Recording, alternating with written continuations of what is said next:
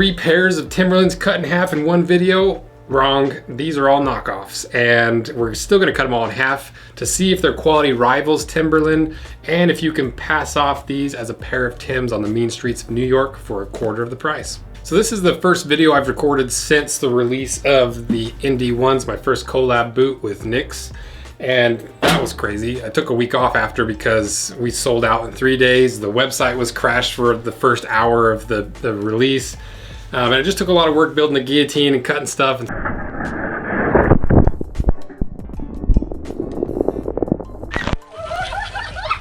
So we took a week off, but we're back to full production and we got some really cool stuff coming.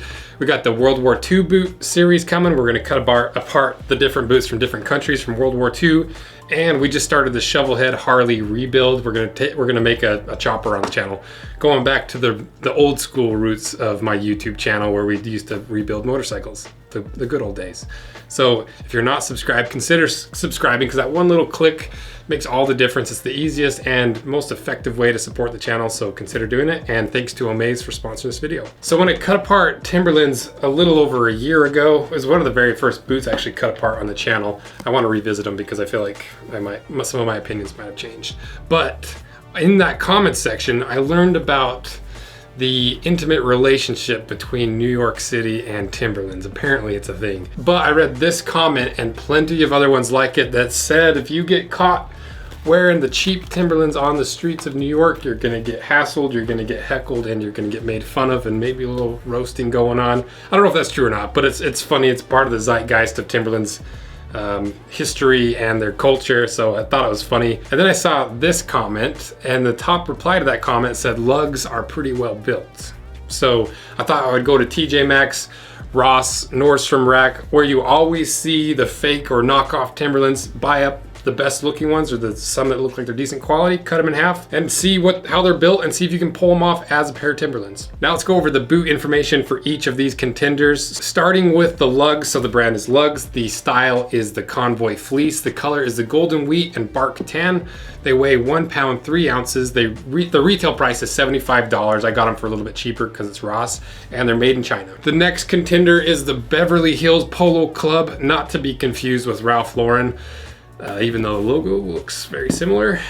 These are the 6-inch boot. The color is the Wheat Nubuck. They're definitely not Nubuck, so I guess that just means a color now. They weigh 1 pound 4 ounces. They retail for $59.99, and they're also made in China. And the last contender of this video is the King Show. This is their 6-inch basic work boot. It comes in Wheat Nubuck, and they weigh 2 pounds. They retail for $50, the cheapest of all three, and they're also made in China. And just for reference, here's the information on the premium Timberlands, the 6-inch premium waterproof boot. Now let's go over the information that we can gather about these boots, starting with the upper. So the Lugs and the Beverly Hills Polo Club are both a fake nubuck leather.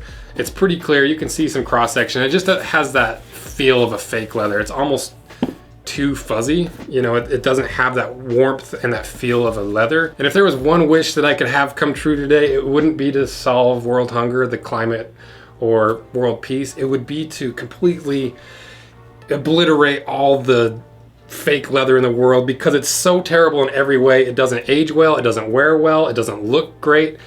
It's bad for the environment, it falls apart fast. It's just terrible in every way. So I just hate fake leather. And most guys that wear Timberlands are part of that sneakerhead culture-ish thing where they don't want creases in their boots. But the problem is with fake leather, literally the first step you take will crease your boots. Like I'm gonna go like this, one decent step worth, maybe a little bit more. And see that crease right there? That's after one movement of the boot. It's just terrible. Stay away from fake leather. It's no good. And both the Lugs and the Beverly Hills Polo Clubs, both are fake leather all the way through. So that is not a great sign. The King Show, on the other hand, it is a real nubuck leather, and it actually feels really similar, and it might even be from the same tannery, and it's at least around the same quality as Timberlands. This King Show might be the dark horse in this race, because there's a lot of good things from the outside. Moving on to the lining. So once again, the Lugs and the Beverly Hills Polo Clubs are both just a cheap polyester fabric that's made to look like the water resistant lining and the insulated lining inside Timberlands. The King Shows, on the other hand, has a very similar fabric. It has that same crunchiness and that same feel and look as a Timberland lining. I don't know for sure if it's as good, but it's a lot closer. And it seems like it's a lot more durable than this cheap fabric on the inside. And the interesting thing about these Beverly Hills Polo clubs is they didn't even finish the inside. You can see where the foam and the fabric meet. It just has a raw edge, which I thought was kind of shoddily made. But from first impressions, once again, the King Shows might be the sleeper in this series. This might be a pretty decent boot. Next to the construction and which is basically how the sole is attached to the boot. There's 3 types of construction out there: Goodyear welt, stitched down, and cemented. The Goodyear welt and stitched down use stitching to hold the upper, which is this part of the boot, onto the outsole, which is the lower part of the boot. Cemented construction is exactly what it sounds like. They use contact cement to hold that upper onto the outsole, and it's the only thing holding it on. There's no stitching. So for all 3 of these, and including both of the types of Timberlands, they're all cemented construction. But not all contact cement is created equally. As we've seen from the Amazon $7 boot, I was able to tear those apart just by hand pretty easily. So at the end of this video, after we get them cut in half, I'm going to take a half and try to rip them apart so we can see generally how tough that cement is and how well they're built. So that brings us to the outsole, the thing that's glued onto the upper. So the lugs, it has that two-tone look of the premiums, but it's not quite right, and it feels really soft and gummy. It doesn't have that urethane bounciness that the premium Timberlands have. The Beverly Hills Polo clubs is really close actually to the premium Tims. It has that sanded look on the side, it has that texture, and it has the 2 tones that match pretty close, but it feels a lot softer and it feels a lot more flimsy. It doesn't have the heft of the regular Timberland sole. Next to the King Show, so it's the least similar to the premium Tims, but I think it's the best quality. And it has the same pattern as the basic Timberlands. It doesn't have the same like V100 style outsole as the premiums. So we're off to a pretty decent start. It's not looking great for the lugs or the Beverly Hills Polo clubs, but it's looking pretty good for the King Shows. I'm pretty impressed with these so far. And that brings us to the next step, to see what's really inside of these and really be able to see what you're spending your hard-earned money on, and if it's worth buying one of these at a fraction of the price to try to pull them off as Timberlands. But first, let's talk about the sponsor, Omaze. So what is Omaze? It's an online fundraising platform that raises money for nonprofit clients and offers sweepstake experiences for the chance to win once-in-a-lifetime experiences and prizes to support nonprofits around the world. Omaze raises funds to support charities by giving away life-changing experiences. Right now you can donate $10 and you are entered for the chance to win this newly built 3,200 square feet urban oasis with a 4-bedroom, 4-bath in Austin, Texas. And if you're not into houses, you can always support one of their multiple sweepstakes going on that include lots of really sick cars and trucks. So essentially what you're doing is you're donating money to a good cause that enters you to have the chance to win some pretty cool stuff. And I put $10 in on a 1969 Porsche that was converted to an electric motor, and it's really cool and I want it. So if someone wins it, let me test drive it, please. So for your chance to win the $1.8 million dream house in Austin or $1.3 million in cash, all while supporting a good cause, enter at omaze.com/roseanvil, and I'll put a link in the description. So thanks again to Omaze, and hopefully one of you guys wins something cool, because that would be so fun. So thank you guys, and thanks to Omaze. Let's get to the cutting.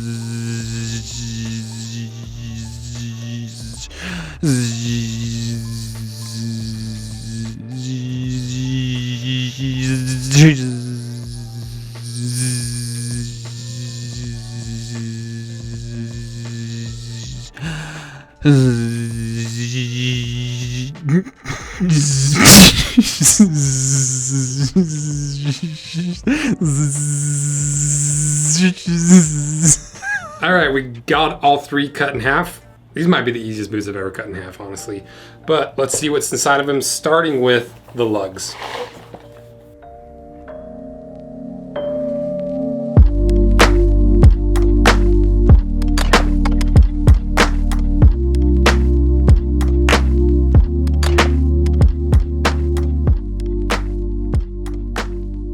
Okay, we're going out of order because I had such high hopes for the King shows, but they're just so stupid. They're not bad, they're just stupid.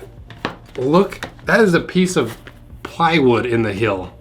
And I think they might have just taken the mold or a similar mold to the basic Timberlands, and instead of putting this foam block, they thought maybe a piece of wood was better. I don't really know. And the thing is, it is injection molded into the shoe. So while they're making this outsole, the piece of wood is put in while the mold's still curing, which is so strange because that will never compress to your heel. You know, a lot of people put these softer materials or leather in the heel because it slowly compresses to the shape of your heel. That will never do that, which is it's so stupid. Why? Like, okay, maybe it's not stupid. Maybe there's a good reason behind it, but it just seems like it's one of the worst materials you could put in a heel. Like plywood, that doesn't make any sense. But the rest of it's okay. It's got a fiberboard insole or lasting board, and it's got the shank, and it also has compressed cardboard over top. Both of them are really thin, and it's not that great. Let's see what happens when I bend the shank. Okay, so it's a spring steel shank. I had such high hopes for this, but it's just not great. Maybe the biggest issue is that if you look really closely at this sole, it wasn't cured correctly or it wasn't mixed correctly because it's really lumpy, and there's a lot of places in this sole that has weak spots that are already starting to split. It's only a matter of time until one of those little flaws and chunks that has a split in it slowly splits all the way through the outsole, and your outsole's shot before you even get close to wearing to the point where you're gonna see that wood. So maybe it is a blessing in disguise. And then even more disappointing, if we move to the lugs, these are giant voids in the heel. And a lot of times you're gonna wanna see some voids in the heel, especially with a harder rubber, because it gives you a little bit of compression and it makes it a little bit more comfortable, it reduces the weight. But this is strictly, the amount of voids in here are strictly for price cutting. You know, with less rubber in the sole, the cheaper it is to make those, and also the softer it is initially. But over time, the more that you step on this shoe, the more that these voids are going to fail, and these little columns supporting the voids fail, and you end up with a really sloppy, saggy boot. Let's see how that shank does when it comes to a bend test. Not great. So this shank is not spring steel. This, yeah, it's just bad. Really, really bad. And unfortunately, I can never remember the name of this boot, it's so long. The Beverly Hills Polo Club boot is even worse because it has less materials and it has an even softer steel shank. Oh, I almost cut my hand. That was scary. That's the first time I ever I nearly cut my hand on this channel, and it wasn't from a knife. But yeah, it's such thin steel. Like, look how thin it is. I'm like, it almost feels like tinfoil. It's so easy to bend. Okay, not really, but it's really easy to bend. A kid could bend this metal. And it has less layers, it has less quality materials, just as big of voids. It's just as bad as that $7 Amazon shoe. Now let's get to my favorite part. I'm gonna try to rip the soles off of these to test how well they're cemented together. Starting with, we gotta go in order. Starting with lugs. Let's see what happens. Oh, this is gonna be an easy one. Easy peasy. That will last a couple weeks tops. Terrible construction. There's not even glue on the inside. It's only glued on the rim of this sole. Not great. Next is the Beverly Hills Polo Club. Maybe better, let's find out. Ooh, this one is a little bit tighter. Let's try it from the back. Ooh, this one is cemented very well, but I think I still get it. I just have to stand up. Oh, there it goes. Once it started to go, it really went. So better than the lugs, but still would not last as long as you'd hope. And that a big part of the reason why this one was cemented better was because you see all the cement all the way through the sole instead of just at the rim. See the difference there? Next to what was once the dark horse of this race, the King shows. I have a feeling I'm not gonna be able to rip this one because I can tell it's cemented all the way through. But there's only one way to find out. Oh no, King show. You let me down again. Dang it. I could probably even get this piece of wood out. Yeah. See, another part of the reason why this one came apart, no glue through the inside of the sole. It was just injection molded and then glued on the rim. But you can see now that that wood was actually injection molded, or part of the injection molding process. This wasn't put in after because you can see the little grain. That is so weird. So what's the final verdict? Lugs, terrible in every conceivable way. This is a $7 boot that costs $75, whatever it was. And it's really not that close to Timberland once you get close to it. And I don't think you could pass it off as a pair of Timbs on the mean streets of New York City. Next, Beverly Hills Polo Club, even worse than the lugs, except for the cementing of the sole, and even that wasn't that much better. Stay away from it as much as possible, and these might pass as Timberlands from 50 feet away if they don't see the creases in your toe box from wearing them a few steps. But for a quarter of the price, I would say they're less than a quarter of the value of a pair of Timberlands. Stay away. Finally, to the biggest heartbreak of this episode or video, the King shows. I had so much high hopes for them.